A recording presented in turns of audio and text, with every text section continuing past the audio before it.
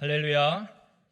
오늘 골로새서 2장 16절에서 23절까지 말씀을 함께 봤습니다. 오늘 말씀의 제목을 그리스도를 붙들라라고 정했습니다.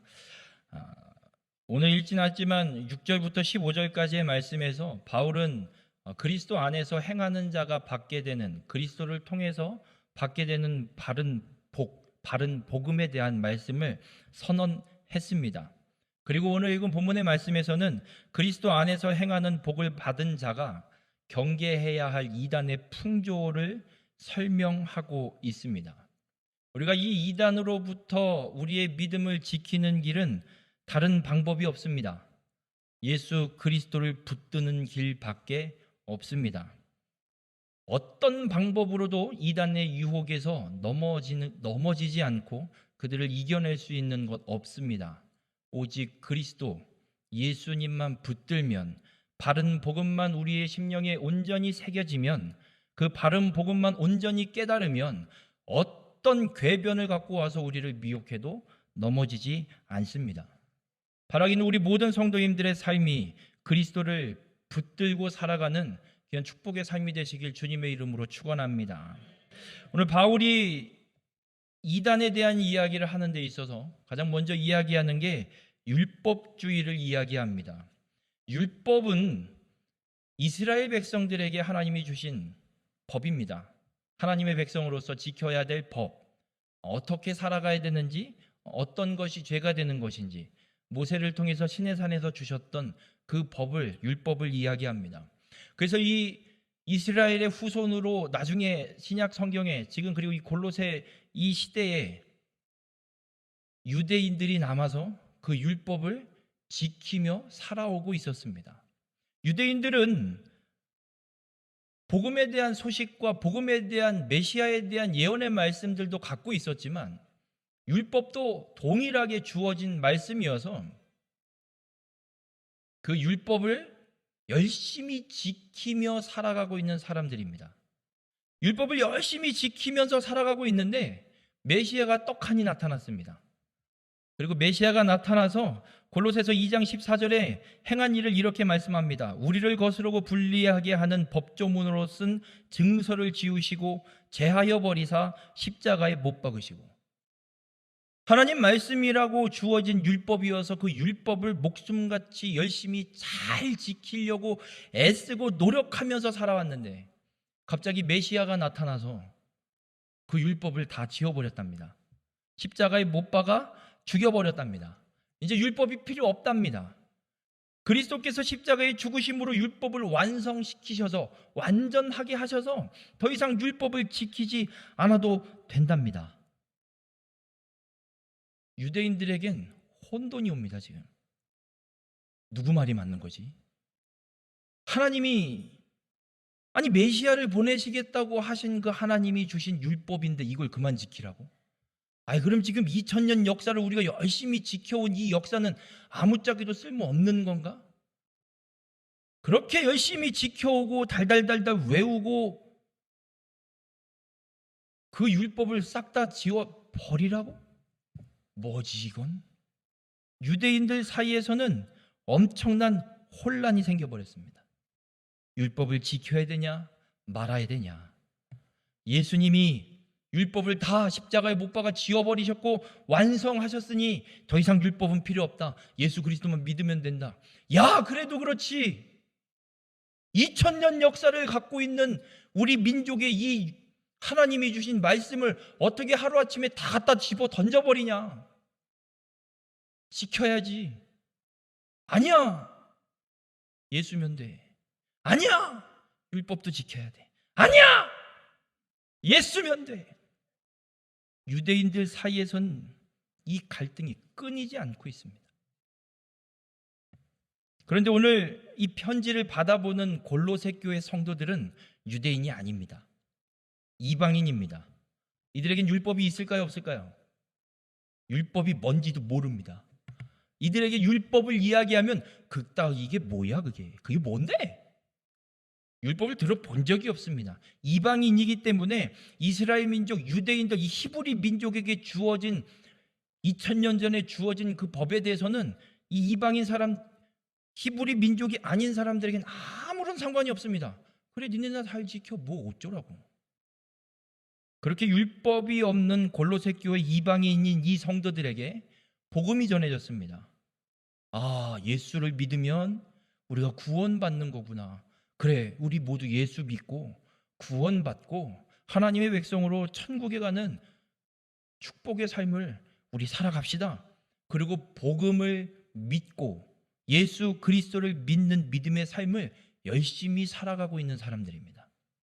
그런데 유대인 출신의 기독교인들, 유대인들 중에 유대교의 이 율법을 알고 있고 지켜야 된다는 이 혼돈도 갖고 있었던 이 유대인 기독교인들 중에 몇 명이 이 골로새 교회를 온 것 같습니다. 와서 보니까 유대인들이 없고 이방인들끼리만 회심한 상태로 교회가 구성이 돼 있어서 공동체가 이렇게 형성이 돼 있으니까 와서 이러는 거예요. 야, 니네는 왜 율법을 깡그리 무시하고 사냐? 그런데 골로새 교회 성도들은 뻥친 겁니다. 율법이 뭔데? 그게 뭔데? 우리를 구원하고 우리의 죄를 대신 지신 예수 그리스도, 그 예수님만 믿으면 구원받는데 왜 율법을 얘기해 니네?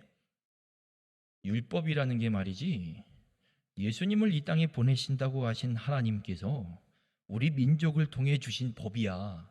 하나님의 백성이라면 이 법을 지키라고 말씀하셨어. 니네가 예수 그리스도를 믿어 구원받은 하나님의 백성이라면 예수 믿는 거에 율법도 지켜야 돼. 구원의 조건에다가 예수 믿는 것만 이야기하는 게 아니라 율법을 지켜야 되는 것까지 얹어버리는 일들이 펼쳐지기 시작합니다.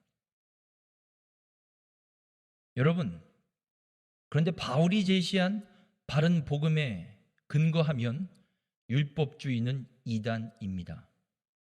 구원받는 데는 율법은 더 이상 소용이 없습니다. 율법은 우리의 죄를 깨닫게 할 뿐 우리를 구원할 수 없습니다. 골로새서 2장 14절에 분명히 선언하고 있는 것처럼 우리를 거스르고 불리하게 하는 법조문으로 쓴 증서를 지우시고 제하여 버리사 십자가에 못 박으셨습니다. 예수님이 십자가에 못 박혀 죽으실 때 율법을 하나님이 완성시키셨습니다. 율법이 죄값으로 요구하는 사망을 예수 그리스도께서 십자가의 죽으심으로 다 치르셨기에 더 이상 율법은 우리에게 죄의 값을 요구할 수 없는 상태가 돼버렸습니다. 그래서 구원의 조건에는 율법이 필요 없습니다. 그 율법의 요구대로 우리의 모든 죄를 대신 지시고 십자가에 죽으신 예수 그리스도, 그분을 믿는 믿음만 있으면 누구든 구원받을 수 있습니다. 그래서 바울이 제시하는 성경에서 이야기하는 바른 복음에 의하면 율법주의는 이단입니다. 더 이상 이런 법을 지키지 않는다고 해서 너 구원받은 게 맞냐? 라고 이야기하지 마십시오.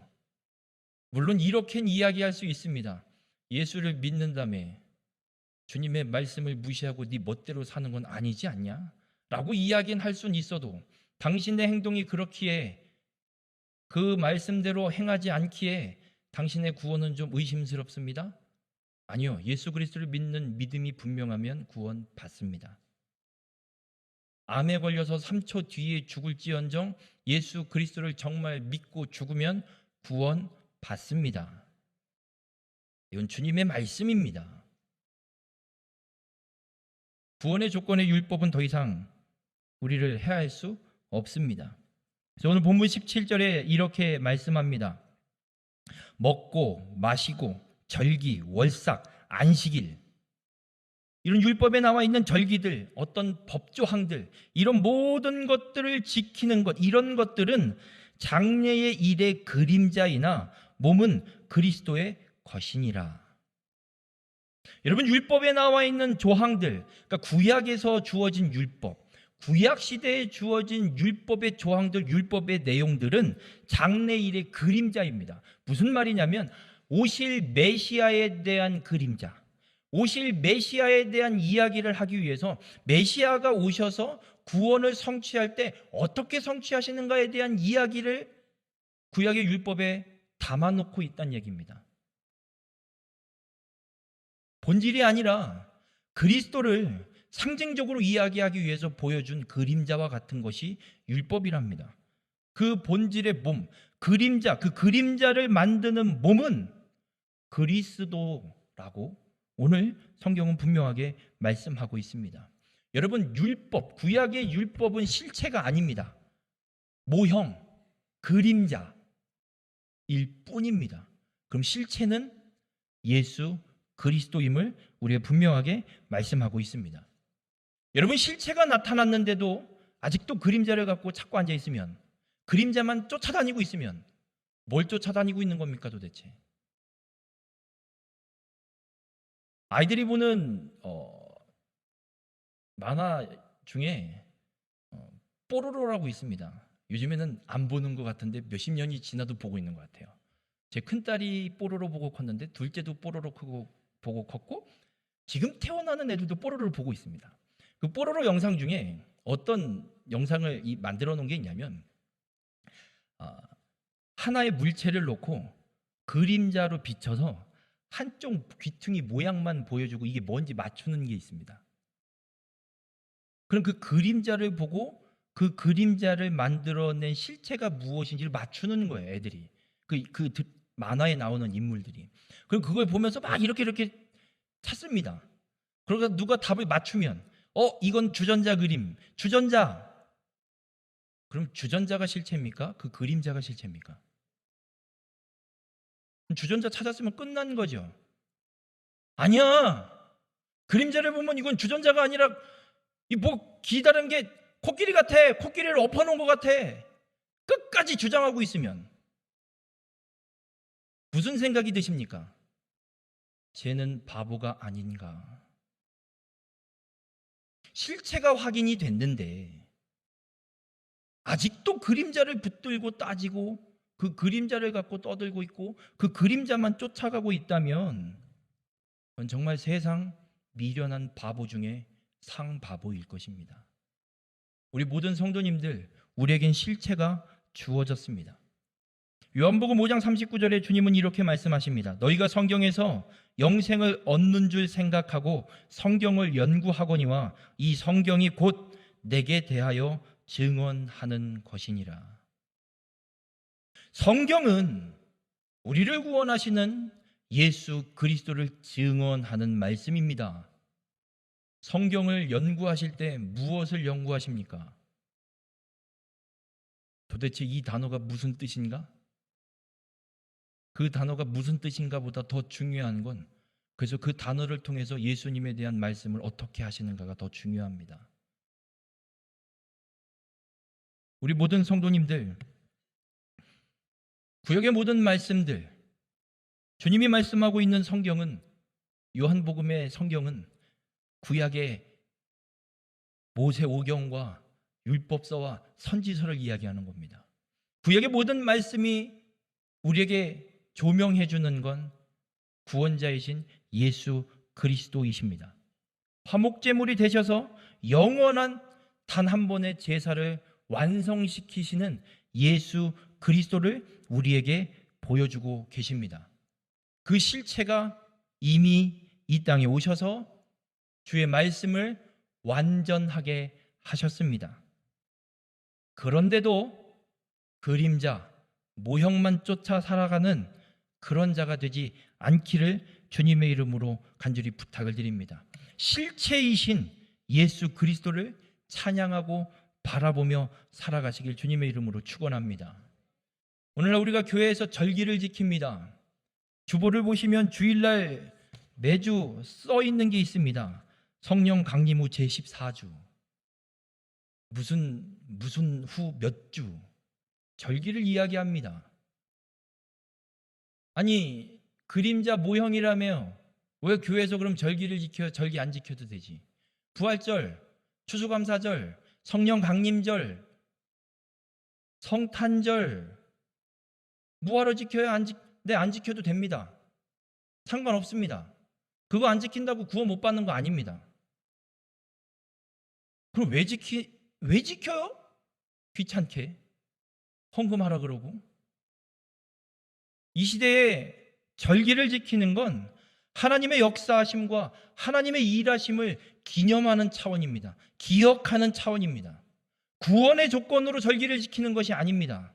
우리의 삶에 역사하신 하나님, 말씀하신 대로 그리스도를 이 땅에 보내셔서 구속의 사건을 완전하게 하셔서 우리를 구원해 주신 그 하나님, 그 하나님을 기억하고 찬양하고 경배하고 기념하기 위해서 절기들을 지키는 겁니다. 우리 모든 성도님들, 그림자가 아닌 본체이신 예수 그리스도를 붙드십시오. 이단이 어떻고 저떻고 따질 거 없습니다. 내 안에 온전한 복음과 그리스도를 분명하게 붙들면 어떤 이단이 와서 유혹하고 미혹해도 넘어지지 않습니다. 우리 모든 성도님들의 삶이 본체이신 그리스도를 붙들어 어떤 유혹에도 넘어지지 않는 귀한 축복의 삶이 되시길 주님의 이름으로 축원합니다. 이어서 오늘 본문 18절에 바울은 또 이렇게 이야기를 합니다. 아무도 꾸며낸 겸손과 천사 숭배를 이유로 너희를 정죄하지 못하게 하라. 골로새 교회에 또 들어온 이단 중에 하나가 어떤 이단이냐? 천사 숭배를 하는 이단입니다. 이들이 골로새 교회 성도들을 정죄한 것 같습니다. 그러니까 그들이 정죄하지 못하게 하라고 바울은 이야기합니다. 천사 숭배가 어떤 걸 의미하냐면 오늘 본문에 꾸며낸 겸손이라고 이야기를 합니다. 이 꾸며낸으로 번역된 단어가 갖고 있는 뜻이 원하다, 바라다, 뭐뭐 할 생각이다. 겸손하는 이유가 뭔가 할 꿍꿍이가 있어서,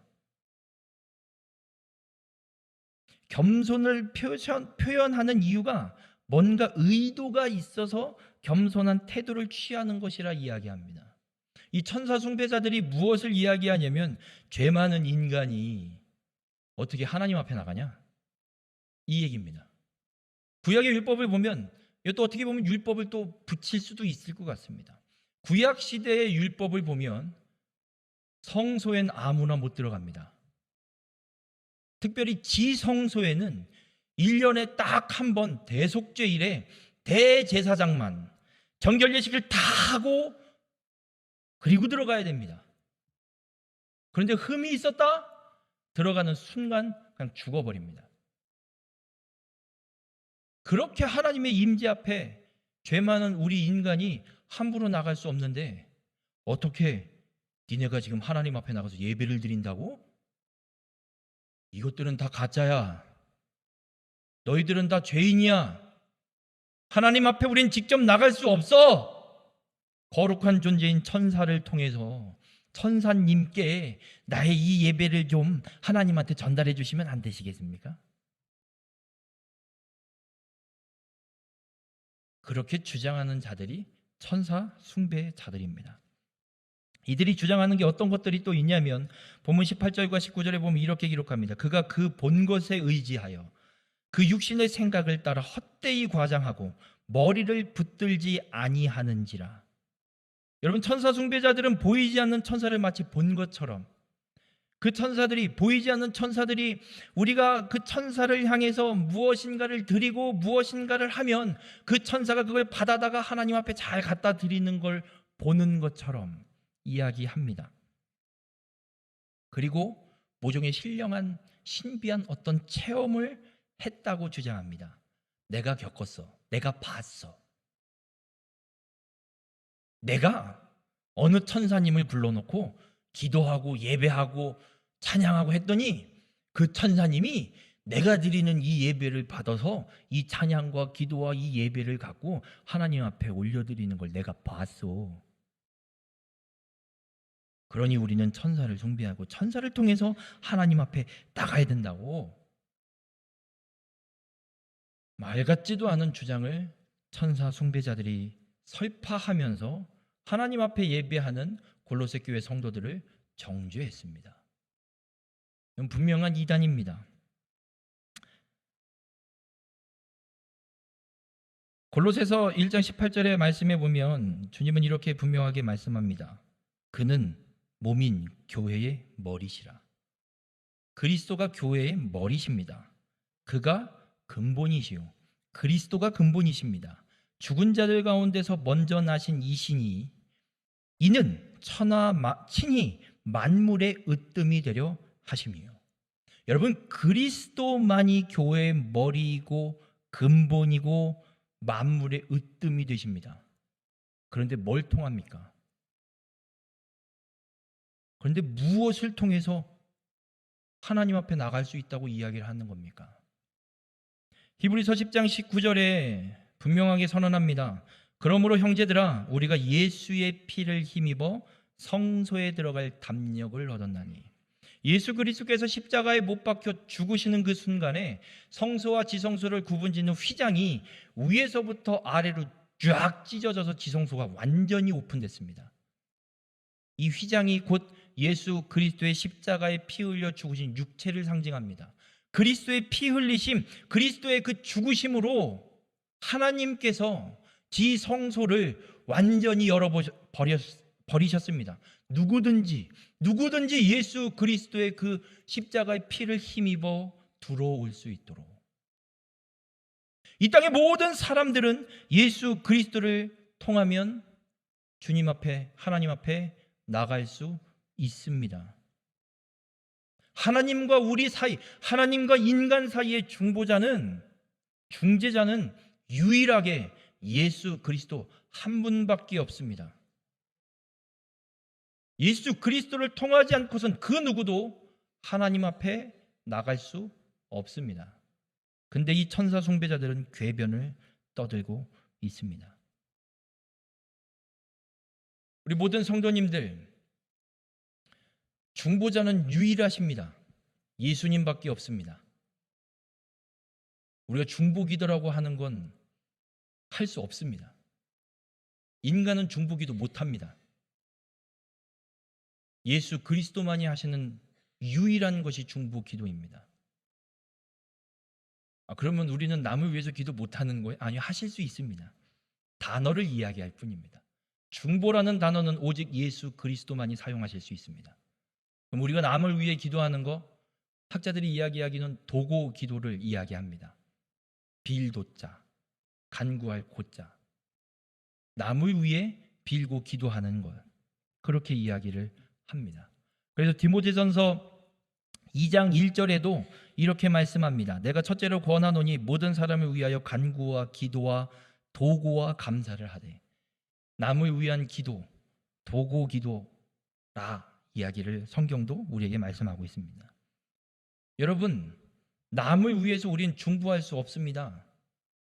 중보가 어떤 사건이 성경에 기록이 되어 있냐면 민수기 16장에 보면 고라 일당이 모세와 아론에게 도전했던 사건, 반역했던 사건이 있습니다. 그때에 고라 일당들이 다 하나님이 심판하시고 나서 그 16장 말미에 백성들이 찾아와서 모세를, 그 다음날 모세와 아론을 또 원망합니다. 야, 그래도 그렇지, 너 때문에 우리 동족이 이렇게나 많이 죽었다. 원망합니다. 그때 하나님이 또 연병을 내리시는데, 그때 아론이 향로를 갖고 제단의 불을 담아서 죽은 자와 산 자 사이에 서서 하나님 앞에 기도할 때 연병이 그쳐지는 역사가 펼쳐집니다.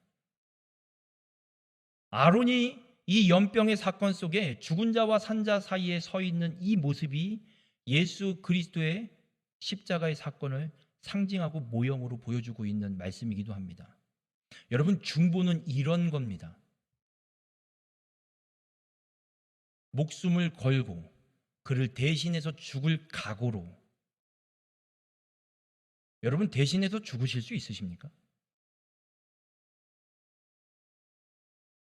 저 사람을 위해 내가 목숨 걸고 죽겠노라 다짐하고 기도하실 수 있으십니까?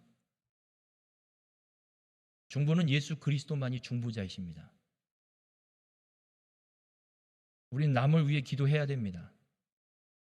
그러나 예수 그리스도의 그 보혈을 힘입어서 그 능력을 의지해서 기도하십시오. 내가 이렇게 기도해서, 내가 기도해봤더니 하지 마십시오. 목숨도 걸지 못하고 기도하는 게 무슨 남을 위해 중보 기도라고, 내가 기도해보니 이렇다 저렇다 함부로 떠드십니까? 중보자는 오직 예수 그리스도밖에 없습니다. 천사 숭배자들이 떠듭니다. 내가 이렇게 예배 드려봤더니, 내가 이렇게 기도했더니, 내가 이렇게 찬양했더니 천사가 받아서 전달해줬어. 그러니까 너도 그렇게 해야 돼. 중보자는 그리스도밖에 없습니다. 우리는 그리스도의 보혈을 힘입어 그리스도를 통해 하나님 앞에 직접 나가 예배드리고 기도하고 주님을 찬양할 수 있습니다. 흔들리지 마십시오. 어떤 말로도 옆에 있는 성도를 현혹도 하지 마십시오. 오직 예수 그리스도만이 우리의 중보자이시고 우리의 유일한 통로이십니다.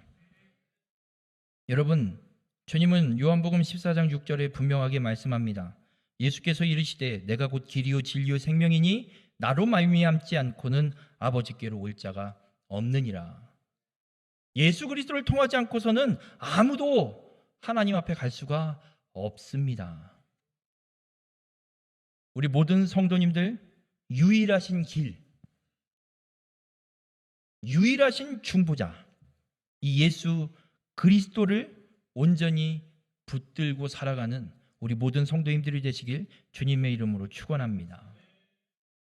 오늘 본문 20절에서는 또 바울이 이렇게 이야기를 합니다. 너희가 세상의 초등 학문에서 그리스도와 함께 죽었거든 어찌하여 세상에 사는 것과 같이 규례에 순종하느냐 이야기합니다. 여러분, 여기에서 말씀하고 있는 이 세상의 초등 학문은 당시의 세상 사람들이 다 인정하는 구원을 받는 방법의 기본적인 지식. 어떤 이야기냐면 예를 들면 이런 거죠. 여러분, 그냥 착한 일을 해야 구원받겠어요? 나쁜 일을 해야 구원받겠습니까? 착한 일을 해야 구원받을 것 같죠? 선해야 구원받을 것 같습니까? 악해야 구원받을 것 같습니까? 선해야 구원받을 것 같죠? 잘생겨야 구원받을 것 같으십니까? 못생겨야 구원받을 것 같으십니까? 이왕이면 잘생기면. 그냥 이런 유의 이야기들. 이게 세상의 초등 학문입니다. 이러면 구원받지 않을까? 모두가 인정하는 그런 이야기들.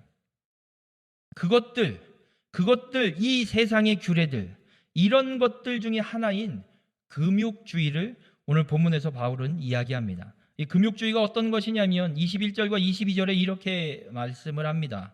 곧 붙잡지도 말고 맛보지도 말고 만지지도 말라 하는 것이니 이 모든 것은 한때 쓰이고는 없어지리라.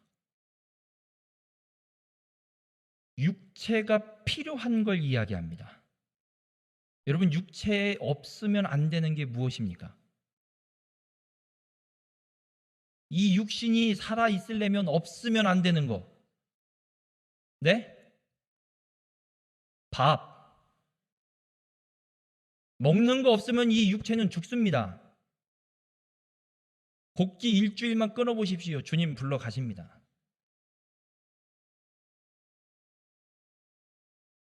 금욕주의자들은 이야기를 합니다. 무엇을 이야기하냐? 우리가 먹는 거. 이거 붙잡지도 말고 맛보지도 말고 만지지도 말래요. 왜? 모든 것은 한때 쓰이고 없어지는 거. 먹으면 화장실로 다 내보내집니다. 그 잠깐 길어야 한 대여섯 시간 이상? 긴 하루 이틀 정도? 우리 몸의 이 위와 식도와 위와 소장과 대장과 직장을 통과하면서 우리의 필요한 영양소들을 잠깐 공급해주고 배출돼서 없어져 버리는, 한때 쓰이고 마는 그 먹는 거, 우리 육체에 필요한 욕구들 한때 쓰이고 없어지는 것이기에 그걸 붙잡지도 말고 맛보지도 말고 만지지도 말라고 이야기를 합니다. 그래서 금욕주의자들은 이렇게 이야기하는 거예요. 우리가 거룩함을 지키려면 육신이 육체의 소욕을 따라 살아가면 안 되기 때문에 육체가 힘이 있으면 안 돼. 그러니까 먹는 거 줄여야 돼. 움직일 수 있을 만큼, 숨 쉬고 살 수 있을 만큼만 먹으면 된다. 이렇게 이야기하는 겁니다. 여러분, 오늘 점심 맛있게 드셨습니까? 얼마나 드셨습니까? 과식하셨습니다. 금욕주의자에 의하면 우리는 점심을 안 먹어도 됩니다. 아침에 바나나 하나, 저녁에 바나나 2개. 이것만 먹어도 이 육체가 사는 데는 아무 지장이 없다는 겁니다. 많이 먹어서 육체에 힘이 생기면 육체의 소욕을 따라 내 욕구를 채우는 행동을 해서 경건함과 거룩함이 깨질 수 있기 때문에 육체를 최대한 죽이려면 먹지 말라는 겁니다. 육체의 소욕을 줄이는 방법, 육체의 소욕을 죽이는 방법을 금욕, 내 육체의 욕구를 죽이는 것으로 이야기하고 있는 겁니다. 바울은 이 금욕주의에 대해서 본문 23절에 이렇게 이야기합니다. 이런 것들은 자의적 숭배와 겸손과 몸을 괴롭게 하는 데는 지혜 있는 모양이나, 네, 굶어 보십시오. 몸이 괴롭게 되죠? 네, 우리 몸을 괴롭게 하는 데는 금욕주의가 참 지혜로운 거 맞습니다. 몸을 괴롭히고 싶으시면 그대로 하셔도 됩니다.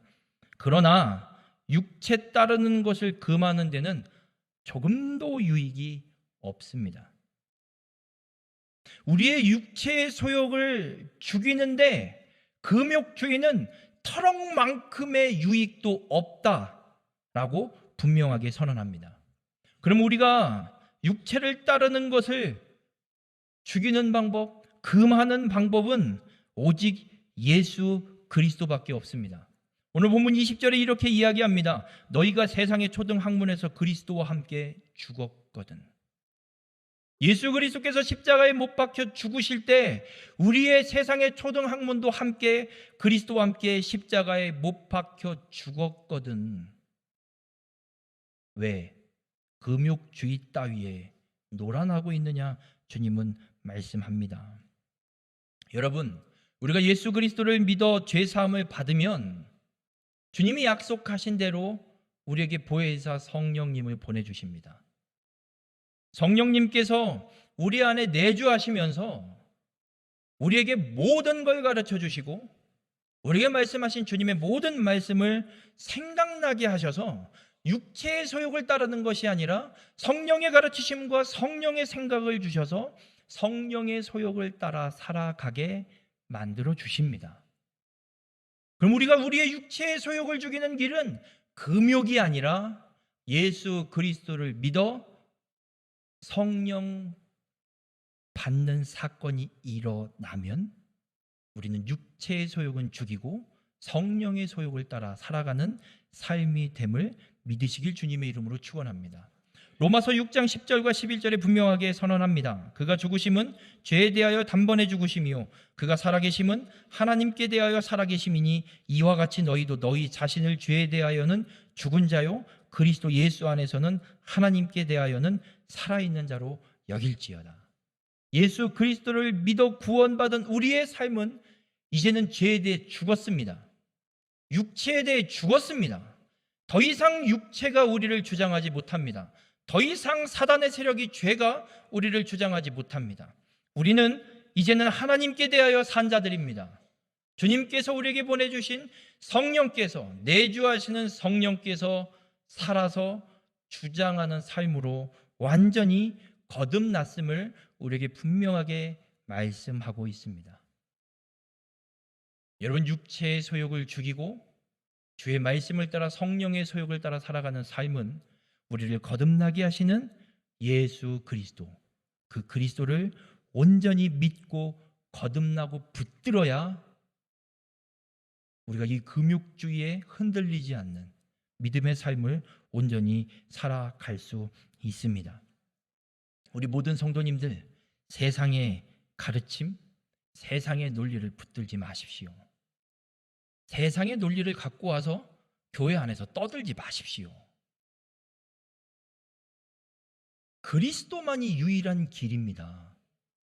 헷갈리십니까? 이게 옳은지 그른지 헷갈리십니까? 헷갈릴 거 없습니다. 헷갈리는 그 자리에 그리스도를 갖다 앉히십시오. 나의 죄를 대신 지시고 십자가에 죽으신 예수 그리스도, 우리를 거듭나게 하시는 예수 그리스도, 그분을 그 자리에 앉혀놓으십시오. 뭐가 헷갈립니까?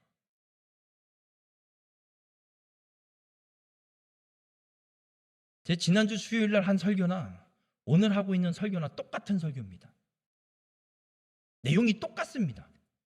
다를 게 없습니다.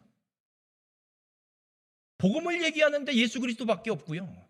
이단으로부터 우리의 믿음을 지키는 거 예수 그리스도밖에 없습니다. 우리의 인생의 삶에 혼란이 오십니까? 어느 길이 하나님이 인도하시는 길이고 어느 길이 사단이 유혹하는 길인지 헷갈리십니까? 그 자리에 예수 그리스도를 세우십시오. 복음이면 됩니다. 세상의 논리 다 필요 없습니다. 오직 예수 그리스도를 그 중심에 세워놓고 보면 이 길인지 저 길인지 분명하게 보입니다. 내 욕심 때문에 주님을 그 자리에 세우고 싶지가 않은 것입니다. 바라기는 우리 모든 성도님들 오직 예수 그리스도를 믿고 붙드는 자가 되시길 주님의 이름으로 축원합니다. 교회의 머리는 그리스도이십니다. 그리스도만 붙들면 됩니다. 세상과 이단은 머리이신 이 그리스도를 붙들지 않습니다. 자신의 논리, 세상의 논리, 자신의 욕심을 채우기 위한 이야기들로 가득 채워 놓습니다. 우리 모든 성도님들, 오늘 본문 19절에 바울은 분명하게 선언을 합니다. 온몸이 머리로 말미암아 마디와 힘줄로 공급함을 받고 연합하여 하나님이 자라게 하심으로 자라느니라. 우리가 그리스도의 장성한 분량에까지 성장해야 됩니다. 성장하는 길은 머리이신 예수 그리스도께 붙어 있는 겁니다. 열심히 운동한다고 성장하는 게 아닙니다. 열심히 뜀박질한다고 성장하는 게 아닙니다. 오직 예수 그리스도께만 붙어 있으면 하나님께서 머리이신 그리스도를 통해 그의 몸에 모든 필요를 공급하십니다. 교회는 그리스도께서 머리이시고 우리는 그의 몸된 지체입니다. 그러면 우리가 필요한 힘과 영양과 모든 성장에 필요한 건 공급받으려면 머리와 연결되어 있어야지 공급받습니다. 여러분의 몸과 머리가 분리되면 그게 산 겁니까? 죽은 겁니까? 너무 잔인한 소리지요. 죽은 거예요. 우리가 머리신 그리스도와 몸인 내가 분리되어 있으면 죽은 겁니다. 영이 죽은 겁니다. 우리가 사는 길은 그리스도께 붙어 있는 겁니다. 우리 모든 성도님들 머리이신 그리스도를 온전히 붙드는 믿음의 성도님들 되시길 바랍니다. 그리고 하나님이 공급해 주시는 그 놀라운 힘과 능력을 공급받아서 그리스도의 장성한 분량에까지 성장하는, 그래서 주님 앞에 설 때 잘하였다 칭찬 듣는 우리 모든 성도님들이 되시길 주님의 이름으로 축원합니다. 기도하시겠습니다. 사랑의 주님, 우리 주님의 말씀을 통해 깨닫게 하시니 감사를 드립니다. 우리가 이 세상의 모든 유혹과 미혹 속에서 믿음을 끝까지 지키고 승리하는 길 오직 하나, 머리이신 예수 그리스도를 붙드는 길밖에 없음을 깨닫습니다. 하나님, 우리의 삶 오직 예수 그리스도께만 붙어서 주님 오시는 그날까지 믿음의 삶을 온전히 살아낼 수 있도록 주님 함께하여 주시옵소서. 세상의 유혹이 너무나도 혼란스럽고 헷갈리게 만듭니다. 그러나 분별하는 길은 오직 하나, 복음이신 예수 그리스도밖에 없음을 깨닫습니다. 오직 예수 그리스도만 붙들고 주님의 말씀대로 그 복음만 온전히 깨달아 알아서 그 주님의 말씀대로 행하는 믿음의 삶 끝까지 살아내어 세상의 유혹에, 세상의 미혹에 넘어지지 않고 주님 부르시는 그날 주님 나라에 갈 수 있는 귀한 축복의 삶으로 우리 가운데 함께하여 주시옵소서. 이 모든 말씀 예수님의 이름으로 기도드렸습니다. 아멘.